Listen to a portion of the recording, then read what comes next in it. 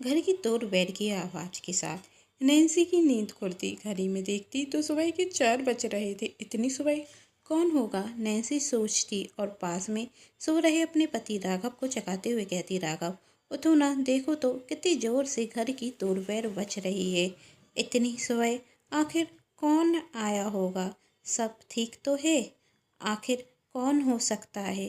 राघव उठते हुए हैरानी से कहता और फिर दरवाज़ा खोलने जाता। साथ में नैन्सी भी थी। दोनों के मन में कई सवाल भी थे। और जैसे ही राघव दरवाज़ा खोलते तो जोर से आवाज़ आती, हैप्पी एनिवर्सरी भैया और भाभी। कैसा लगा हमारा सरप्राइज़? राघव की छोटी बहन पल्लवी कहती, अच्छा तो होगा ही। आखिर आइडिया मेरी पत्नी मिनी का जो था। राघव का छोटा भाई पवन कहता, तुम तीनों इस तरह अचानक? नैन्सी ने पूछा। भाभी यूं अचानक नहीं आते तो आपके और भैया के चेहरे पर ये मुस्कान कहाँ से देखते? देवरानी मिनी कहती, अच्छा अब दरवाजे पर ही खड़े रहोगे या अंदर आओगे भी? कहते हुए राघव उन्हें अंदर बुलाता। कुछ देर बाद जब सभी लोग बैठकर बातें कर रहे थे तभी पवन का फोन बजता और वह फोन देखते साथ घबरा जाता और वहाँ से उठकर चला जाता। और जब वापस आता तो राघव पूछता, किसका फोन था? तुम इतने घबराए हुए क्यों हो? जरूर उसी का फोन होगा, है ना? मिनी ने कहा, अरे तुम दोनों क्या बात कर रहे हो? सब ठीक तो है? नैन्सी पूछती। हाँ भाभी, सब ठीक है, आप परेशान मत होइए। तब राघव कहता, पर कुछ ठीक लगा तो नहीं रहा? राघव कहता। तब मिनी कहती, भैया भाभी कुछ भी ठीक नहीं है। जब से इनकी नौकरी छूटी है तब से कुछ भी ठीक नहीं है। क्या पवन तेरी नौकरी छूट गई? राघव पूछता। हाँ भैया आगे मिनी कुछ कहती। तब पवन कहता, चुप रहो तुम। अरे क्या चुप रहूं मैं? और भैया भाभी कोई पराये थोड़ी ना है कि उनसे सच छुपाया जाए। हाँ भैया, पवन की नौकरी छूट गई और पैसे हमने जमा किए थे। बड़ी मुश्किल से उनसे घर का खर्च चल रहा था। फिर अचानक से मेरी तबीयत खराब हो गई और राघव को पैसे उधार लेने पड़े।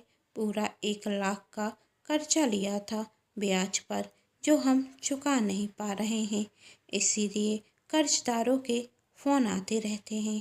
कहते हुए मिनी रोने लगती। तब पल्लवी मिनी से कहती, छोटी भाभी शांत हो जाइए, ऐसी परेशानी तो आती रहती हैं।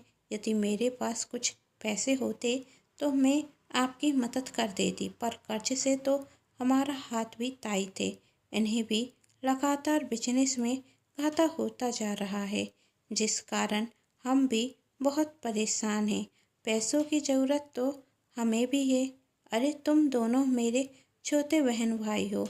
मेरे होते हुए तुम दोनों को चिंता करने की कोई ज़रूरत नहीं। मेरी 10 लाख की एफडी है, वही मैं तोड़कर तुम दोनों को पैसे दे दूंगा। पर भैया वो पैसे तो आपके भविष्य के लिए हैं, आप हमें कैसे दे सकते हो? पवन कहता, अरे मेरा भविष्य तो तुम दोनों हो और तुम दोनों की परेशानी में मैं काम नहीं आऊँगा तो कौन आएगा? पर भैया एक बार भाभी से भी पूछ लीजिए, पल्लवी कहती। भाभी से क्या पूछना? और तुम्हारे भैया कुछ गलत नहीं कह रहे हैं, नैन्सी ने कहते हुए सहमति जमाई। और ये सब बातें छोड़ो और ये बताओ तुम लोग खाने में क्या खाओगे?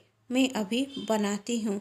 बातम कहरवा, खीर, छोले भटूरे, एक एक कर सब अपनी फरमाइश बताने लगे। अच्छा मैं अभी बनाती हूँ, कहते हुए नैन्सी जाने रखती।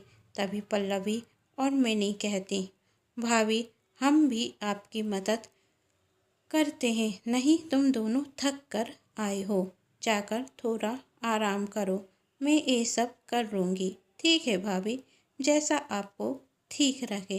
कहते हुए वे सब चले जाते। फिर थोड़ी देर बाद पवन कहता, मानना पड़ेगा मिनी तुम्हें, क्या ड्रामा करती हो अपने मगरमच्छ के आंसू से। एक और बार तुमने भैया और भाभी से पैसे ऐत ही दिए। पहले तो तुमने अपने फ़ोन से मेरे फ़ोन पर कॉल किया, जिसे देख मैंने सेट होने का नाटक किया और उठकर अब वहाँ से चला गया। और उसके बाद जो तुमने भैया भाभी को झूठी कहानी सुनाई, क्या आप दोनों ने भैया भाभी से झूठ कहा था, वो भी कुछ पैसों के लिए। उन भैया भाभी से जिन्होंने माँ बापूजी के जाने के बाद हमें अपने बच्चों की तरह पाला। पल्लवी कह रही थी, उन भैया भाभी से आप दोनों झूठ कैसे कह सकते हैं। मैं अभी जाकर भैया भाभी को सब सच बता दूंगी। बता देना हमारा सच, फिर हम भी बता देंगे कि करोड़ों कमाने वाले हमारे नंदोई जी को बिजनेस में कोई घाटा नहीं हुआ। ननंद जी ने तो यह झूठ आप दोनों से पैसे ऐंठने के लिए कहा था। हमारी तरह कहते हुए वह तीनों जोर जोर से हंसने लगते। दूसरे दिन राघव अपनी एफडी तोड़कर अपने बहन भाई को पैसे दे देता और वह वहाँ से चले जाते। राघव नैन्सी से कहता, मैंने तुमसे वादा किया था कि इस एनिवर्सरी तुम्हें सोने के कंगन दूंगा, पर मैं अपना वादा पूरा नहीं कर सका। मुझे माफ़ कर दो। अरे आप माफ़ी क्यों मांग रहे हैं, मैं तो बहुत खुश हूँ देवर जी और ननंद जी के आने से हमारे खुशी के दिनों में चार चांद लग गए। और वहाँ पल्लवी और मिनी राघव के दिए हुए पैसों से अपने लिए सोने का हार खरीदती और बचे हुए पैसों से शिमला घूमने अपने पति के साथ चली जाती। कुछ दिनों बाद राघव नैन्सी से कहता, पवन और पल्लवी को गए 2 दिन हो गए, उनका कोई फ़ोन नहीं आया और जब मैं कॉल करता हूँ तो वह उठाते नहीं। मुझे बहुत चिंता हो रही है। वह दोनों ठीक तो होंगे ना। हाँ, चिंता तो मुझे भी हो रही है। नैन्सी कहती, क्यों ना हम शहर जाकर उनसे मिलकर आएं। दोनों के घर आमने सामने हैं तो वह परेशानी भी नहीं होगी और हमारी चिंता भी दूर हो जाएगी। दूसरे दिन जब वह पवन के घर जाते तो देखते ताला लगा है और पल्लवी के घर जाते तो देखते कि पल्लवी के घर का भी ताला लगा है। राघव और नैन्सी की चिंता बढ़ती जाती। तभी एक पड़ोसी वहाँ आता तो देखते साथ पूछता, आप दोनों कौन हैं और पवन पल्लवी से आपका क्या काम है। तब राघव कहता, मैं पवन और पल्लवी का बड़ा भाई और उनकी भाभी। क्या पवन और पल्लवी का कोई बड़ा भाई और भाभी भी है। ये तो उन दोनों ने बताया ही नहीं। उस आदमी ने आश्चर्य से कहा, वैसे आप यहाँ अभी क्यों आए हैं। अरे वो दोनों मेरे छोटे बहन भाई हैं, तो उनसे मिलने मैं कभी भी आ सकता हूँ। राघव कहता, हाँ वही तो मैं कह रहा हूँ। उस व्यक्ति ने कहा, पवन पल्लवी आपके छोटे बहन भाई हैं तो आपको पता होना चाहिए ना कि वही दोनों शहर में नहीं हैं, बल्कि बाहर घूमने गए हैं। दोनों बहन भाई हैं, बहुत शौकीन महंगी दोनों बहन भाई हैं तो बहुत शौकीन महंगी महंगी गाड़ी में घूमना, घर में हर सामान इम्पोर्टेंट रखना, ब्रांडेड कपड़े पहनना। और अभी अभी तो दोनों सोने के हार का सेट लेकर आए हैं और घूमने भी चल दिए। आखिर शौक करे भी क्यों ना। पल्लवी के मिस्टर का अच्छा खासा बिजनेस है और पवन की तो 2 लाख प्रति माह की सैलरी है। फिर भी कभी भी कभी कभी रखता है जैसे दोनों के पास अलग से कोई इनकम है, इसलिए तो पैसों को पानी की तरह बहाते हैं। खैर छोड़ो, मुझे इन सब बातों से क्या। पवन की तो नौकरी छूट गई थी ना, राघव पूछता। तब वही आदमी कहता, एक क्या कह रहे हैं आप। पवन की कोई नौकरी नहीं छूटी थी, बल्कि उसका तो अभी प्रमोशन हुआ है और पल्लवी के मिस्टर ने तो अपनी एक नई शॉप खोल ली है। इतना सुन राघव और नैन्सी को झटका रखता। वही समझ जाते उनके लालची भाई बहन उनका फ़ायदा उठा रहे थे।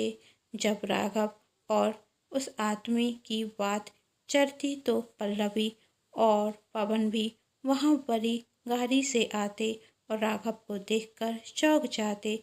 पल्लवी, बड़े भैया आप यहाँ कैसे? चलिए घर के अंदर चलिए, पवन कहता।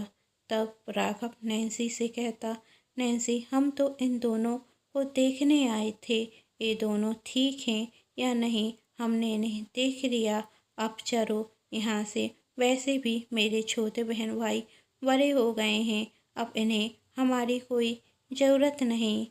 अरे भैया भाभी आप क्या कह रहे हैं?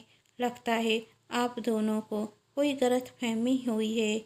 वो तो अचानक से मेरी तबीयत बिगड़ गई थी, इसलिए मुझे लेके इन्हें हॉस्पिटल जाना पड़ा और इतनी महंगी गाड़ी किराए पर लेनी पड़ी। तब नैन्सी मिनी में थप्पड़ देती और कहती, अब बस भी करो तुम दोनों, कितना और झूठ बोलोगे? तुम्हारा सच हमारे सामने आ गया है। कहते हुए राघव और नैन्सी चले जाते। तब मिनी कहती, हमारा तो एटीएम चला गया, चलो कोई बात नहीं। पल्लवी और पवन को आज भी अपनी गलती पर कोई पछतावा नहीं था, लेकिन कुछ वक्त बाद जब पवन की सच में नौकरी चली जाती और पल्लवी के पति को बिजनेस में घाटा होता तो उन्हें राघव की याद आती, पर उस वक्त राघव उनकी कोई भी मदद नहीं करता। दोस्तों, आप सभी की इस कहानी में क्या राय है नीचे कमेंट बॉक्स में बताएं और आप सभी को कहानी पसंद आई है तो चैनल को सब्सक्राइब, वीडियो को लाइक एंड शेयर जरूर कीजिएगा। Thanks for